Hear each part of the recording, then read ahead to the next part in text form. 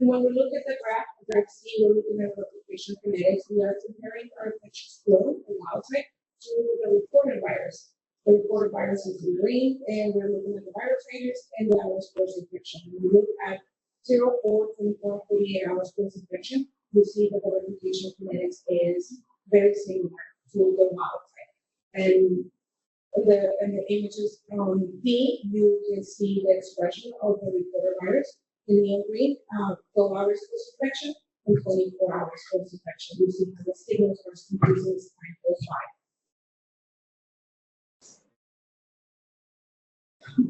Then we were able to see that the actual reporter was stable. They did that by passaging the virus up to 5 times. When you look at the top images, you look at passage number 1 of the infectious code, you see the expression in green, and then when you look at the middle, you're looking at passage number 5, and you see that there's a similar level of expression. So up to passage number 5, the reporter gene was retained and was still being expressed.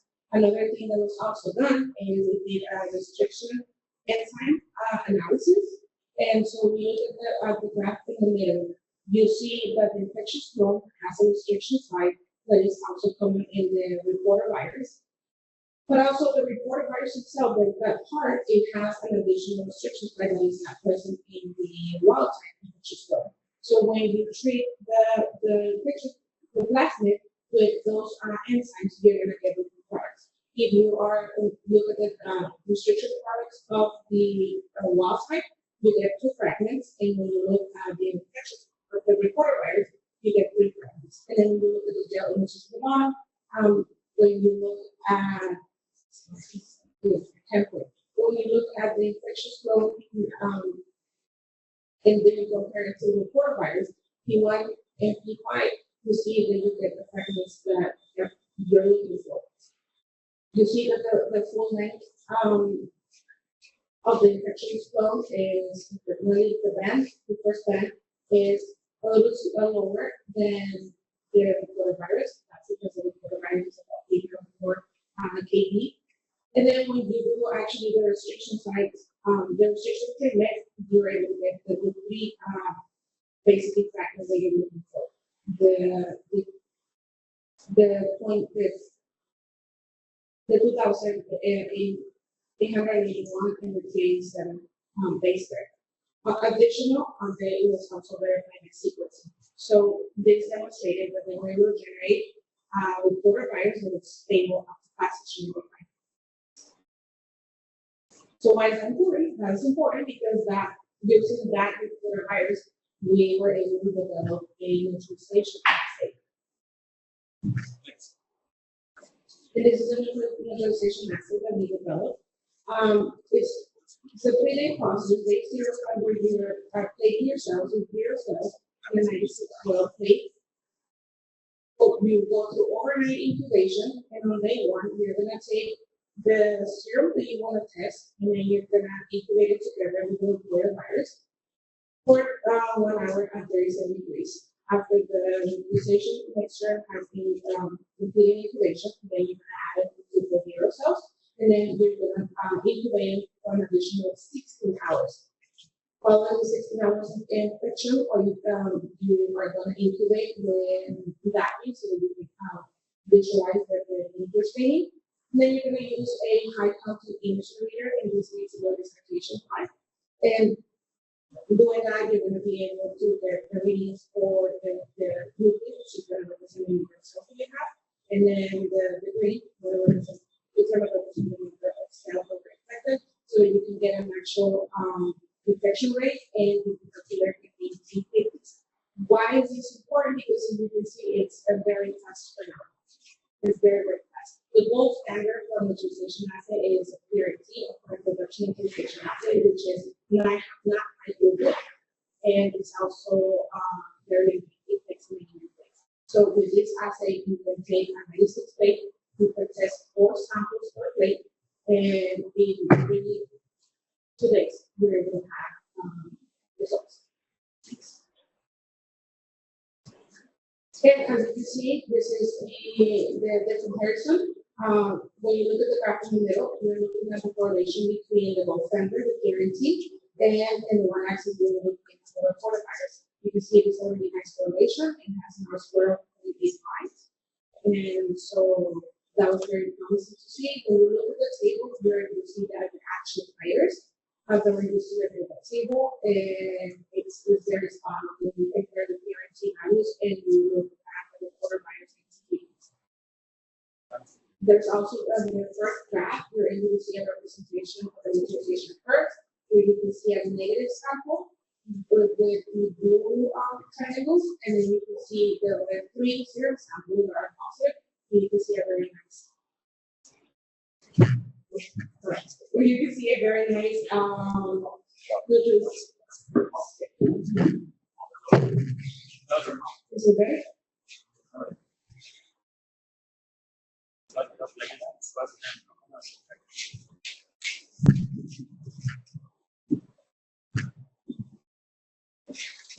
Sorry, thank you. And you can see very nice side view of neutralization curve, which is what you want to see. Next. The assay was also specific, which is very important because you want to be able to show that the assay that you're using is actually testing what you're claiming that it's testing. So for this, in order to evaluate the specificity, it was using photoreactive sera and other substances. So when you look at the table, right, you see everything that it was tested against. You see that it was tested against other respiratory viruses, and you see the number of viruses that were tested about or agents that was tested, and then you see the number of positives. The number of positives, which there were none, everything is zero. So none of them tested positive using the reported viruses. So that indicates that it's if the assay was very specific. And it was very promising because we had polymoles or did not cross-react. So we felt pretty confident that we have a very robust assay based on the neutralization curves that we have, based on the correlation with the guarantee with the gold standard, with the assay and specificity.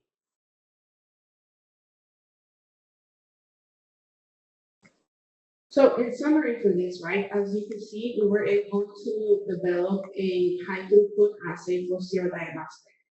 The reported assay was superior to the gold standard because of the time and the throughput. The neutralization values were comparable. So we have developed something that we believe at the time that it was going to be very useful. And it was because it was a great need, right? We were at the beginning of the pandemic. So that neutralization assay led to the collaboration with Pfizer. As you can see, that's me in the DSL-3. That's me looking at the images. When you look at the patient top, you see something that is manufactured, you see mostly blue, and then when you see the green, you're able to see the expression of the neo-green reporter. And this collaboration was very intense. Once Pfizer got to know that we had this assay, they reached out to the University of Texas, to my PI, and the collaboration started because they needed an assay. They knew that the assay was going to be high throughput compared to the PRT, and also we had DSL-3 capabilities, which at the time Pfizer didn't have. Pfizer had to find a way to use a different DSL-3, and they also build their own. Right now they already have their own, but at the time there was no time for them to wait to build a DSL-3 facility. So what they did is that they wanted the technology from us. So that was a collaboration. We were going to transfer to them their technology, and they were going to start using DSL-3 laboratory that was already available in a hospital in New Jersey. However, that was also going to take time. I want to remind everyone that at the time, it was shutdowns. Everything was shut down. There was no time to wait. And so it was decided that the collaboration was going to be extended beyond just transferring the assay to Pfizer, just the technology transfer, to actually using me myself doing a lot of the testing for Pfizer. And I was very pleased and I was very happy to be part of this humongous machine of incredible scientists. And I As a student, as I was a student at the time, it was definitely mind-blowing. Once I started collaborating with Pfizer, we were talking about an international, highly recognized, top of the top pharmaceutical industry, and be part of that. This is one of the papers where the testing that we performed using the assay that we developed helped to be able to see that the actual vaccine that they had was actually safe and immunogenic, which it was amazing. So you can see it was published in December 2020, and that's when the first dose went into humans. It was in December. So I was definitely very happy and very rewarded, just knowing that it actually, because I think in academia it's very hard for us to see something that we are studying to be able to move actually into touching patients that fast. My previous work, as I mentioned, in Zika was vaccine development, and this was just an assay that was used, leveraging the technology that my lab had developed, but the impact that it had was, incredible. Yes. This is basically just a graphical abstract of what I just showed, where they were comparing the two constructs that I've taken Pfizer we're looking into, where it shows, the figure and the number of patients that they tested, but basically their take-home message was that they had vaccine, but they had a construct. Both of them worked, one worked better, and they had a construct that they will be able to move forward with. Next. It also led to a lot of more testing. I'm just showing a few of the papers that were published where our assay was used to test the samples. So the phase 1, phase 2 results. You can see again, everything is very promising at this point. You already know the vaccine is out. Maybe you probably had the Pfizer vaccine. I did. So you can see everything was very promising. They were able to see also the T-cell response in humans. Next. And actually, our assay was also tested whenever we started to see variants. Because one of the first things that we wanted to know is the current vaccine that we have, does it still protect from the current vaccine? So that what we were able to see is that yes, it's still protected, but the titers were a little bit lower. And eventually, new variants were developed, new assays were developed to test those variants. But it was very rewarding, I think, especially as a student, to be able to see the impact that your work can have. It was very amazing. And I think that ties into what Andrea was saying, right?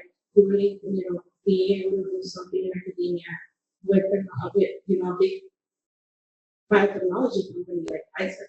That's basically what she was saying, right? Pfizer recognized at the time that they had a need. We had the technology that they needed, and it's just an incredible collaboration. It's probably wasn't a lifetime. And so that's how Pfizer, that was part, it was just a small piece of how Pfizer was able to get the vaccine fast up to market. It was not just the testing definitely contributed to be able to get data and to be able to adjust. But it was not just a collaboration that they had to build, they had to collaboration with everyone. And I think that really shows how the science and how academia and the industry really want to bring something forward in this sort of doable, because they were able to collaborate with agencies, with manufacturers to get the raw materials. They were able to change the production. They were able to do the storage, right? At the beginning, the vaccine needed to be kept very cold. So the cold chain was already impacted. They worked on that very fast, and then this needed to be refrigerated. So I think it shows that when everybody wants to, and everybody works really hard at it, definitely we can do amazing things. Thank you.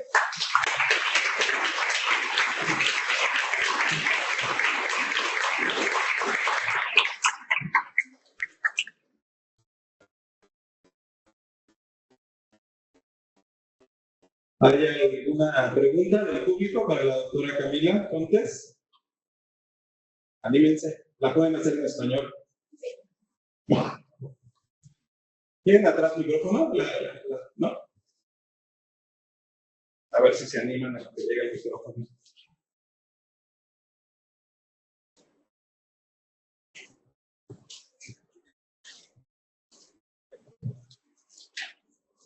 ¿Usted pregunta?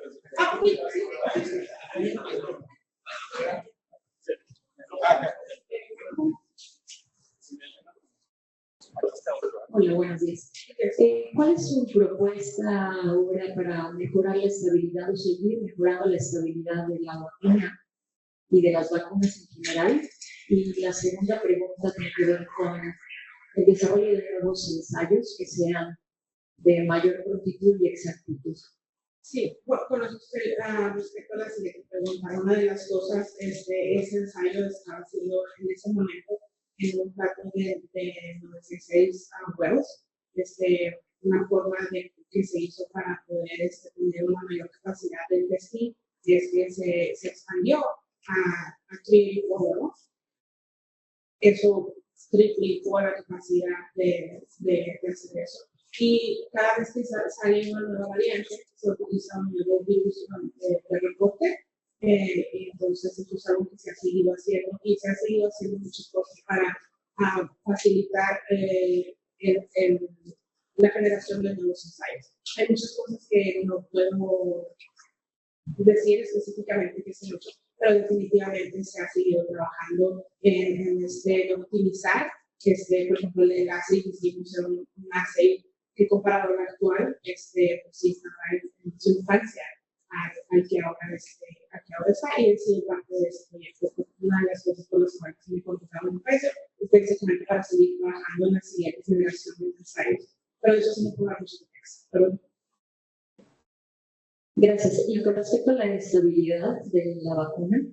Sí, bueno, eso sí es una área en la que yo no estoy completamente envuelta, pero sí hicieron mucho trabajo en la estabilidad de la vacuna. Al principio la vacuna tenía que estar fría, y eso es algo que los que se encargan de producción y de estabilidad todos estuvieron trabajando en eso, y igual también en un record time pudieron hacer ese cambio, cambiaron la fórmula, no estoy, de hecho, mejor sí, no estoy la forma que la cambiaron, pero al final de cuentas ya no se necesitaba estar tan fría, por lo cual eso la vacuna sigue estable y ayudó muchísimo, porque permitió que la vacuna llegara a muchos lugares, incluso a países que no tienen infraestructura para mantener a esa temperatura.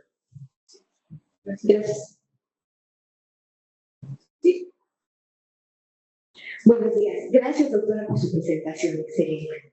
Yo me quisiera preguntar con respecto a las reacciones cruzadas que presenta. Con respecto a las nuevas variantes que COVID ha tenido y la vacuna inicial, una pregunta de la población es, ¿la vacuna inicial contra el antígeno que se hizo o que se está produciendo será tan efectiva para las nuevas variantes? Y yo veo los resultados de reacción cruzada y pareciera ser que era muy específica. ¿Qué está haciendo Pfizer para poder apoyar esta parte de combatir las nuevas variantes que vamos a tener? Sí, de hecho, se sacó la primera vacuna y después de eso se empezaron a administrar boosters para poder proteger contra las variantes, porque sí protegía, pero se vio que había una distribución en las titers, entonces empezaron a hacer boosters. De ahí empezaron a generar diferentes boosters que eran específicos a las variantes, como la de Omicron, y así. Entonces Pfizer y en colaboración también con, es algo más como similar como a la flu, que va cambiando, entonces va trabajando junto con el gobierno para identificar las variantes de interés para ese año, para ir generando las que van a estar circulando. Eso sí se ha hecho, sí han tenido que generar nuevas variantes para que la respuesta en un continúe. Gracias.